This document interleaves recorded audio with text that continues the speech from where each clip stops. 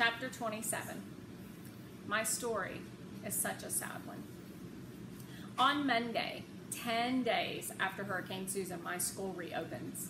Halloween has come and gone, but I don't think anyone noticed. Uncle Weldon arrives at my house at the usual time. I am waiting on the front porch, only now I'm alone. This is because my father let rain outside without her collar during a superstorm.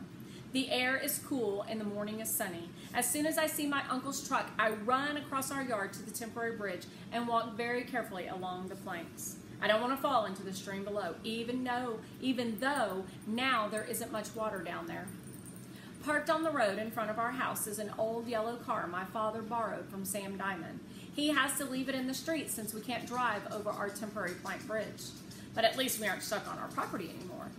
I climb into Uncle Weldon's truck, and as soon as I close the door, I announce, "Praise, praise, and praise." Uncle Weldon smiles at me. "Excellent. Was there room for that on your list?" "Yes," I say, "there was room." "Any word from any of the shelters?" I shake my head. No word." "Are you nervous about going back to school?" I think for a moment. "Yes, I am nervous. My father drove me by my school yesterday so I could see it, and it looked fine, but I'm still nervous." "What are you nervous about?" I shake my head. "I don't know." Mrs. Liebler walks me to Mrs. Cushell's room, and I see my desk. It looks like it did before Hurricane Susan. So does the rest of the room. Mrs. Liebler sits in her chair. I sit in mine. I begin to feel calmer. The bell rings, and Mrs. Cushell stands at the front of the room and smiles at us. "Hello, class," she says. "I'm glad to see you here, and I'm glad to be here with you. The last week or so has been pretty scary, but now it's time to get back to work. Before we do that, though, I think some of you might want to talk about your experiences during the storm." I can't help myself. I leap out of my chair and say, "We can't start yet, Mrs. Cushell. Anders and Lenora aren't here." Mrs. Liebler pulls me back into my seat and gives me a look that is most likely a warning look. "I was just getting to that, Rose," says Mrs. Cushell. "I'm sorry to say that Anders and Lenora won't be in our class any longer. Their families had to move." Flo raises her hand and says, "Their house is washed away." "Are they okay?" asks Parvani. Her voice shakes a little. "I mean, are Anders and Lenora okay?"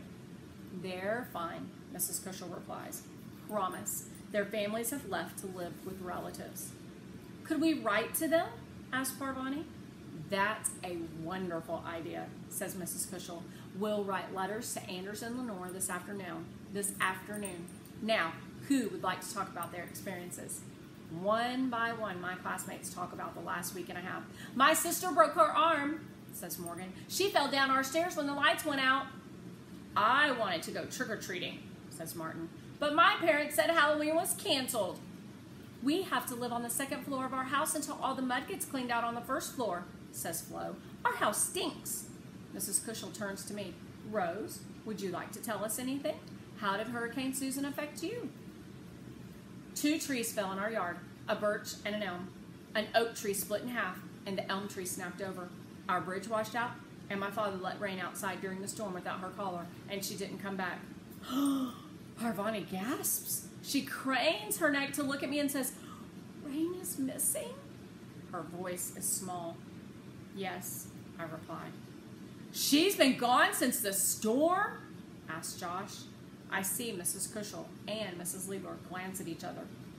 Mrs. Cushell raises her eyebrows and Mrs. Liebler shrugs her shoulders. It is some kind of conversation. "That is such a sad story," Morgan exclaims. "Yes, it is," I say, and then I add, "I devised a search plan.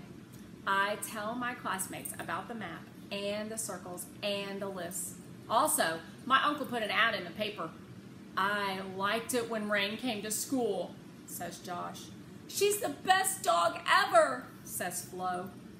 "Rose, I hope you find Rain," says Parvani. Now her voice is trembling. She looks at me for so long that I have to turn my eyes away. Mrs. Cushell touches Parvani's shoulder. "What would you like to share?" she asks gently. Parvani begins to cry. "My mom is an artist," she tells us. She stored her paintings in a warehouse, and the warehouse flooded, and she lost all of her work. Everything she's painted for 15 years. I stare at Parvani. I didn't know her mother was an artist. This is very sad. Tears make wet tracks down Parvani's cheeks. The room grows quiet. Parvani, says Mrs. Kushel. She kneels beside her. Parvani gulps air. Do you need to step into the hall? I ask her. Rose, Mrs. Liebler starts to say, but Parvani gets to her feet. Yes, she replies. Gulping and sobbing and wiping her face with her sleeve, Parvani winds her way through the desk to the door. I'll go with her, I tell Mrs. Liebler, and I follow Parvani into the hall. Parvani leans her forehead against the wall. I realize I should say something that will comfort her. Parvani, I thought of a new homonym this morning. A triple. Praise, praise, and praise. Isn't that good? Parvani sniffles and nods her head. Thank you, Rose. What was Rose doing? That was so sweet of her. I love how she recognized that Parvani needed to go out into the hall, because that's what Rose uses when she's having a hard time. She knows that a good procedure or plan is to just go out into the hall and recompose yourself and then come back in when you're ready. And she recognized that need in Parvani. And not only did she ask her did she need to go out there, she went out with her to be a friend. And then she wanted to talk about homonyms, which to some people might be a pain to always talk about homonyms.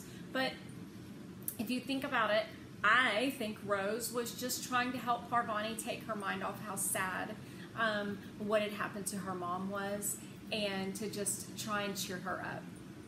It was very sweet of Rose. When you see a friend upset, why don't you think about that? Find a way to cheer them up.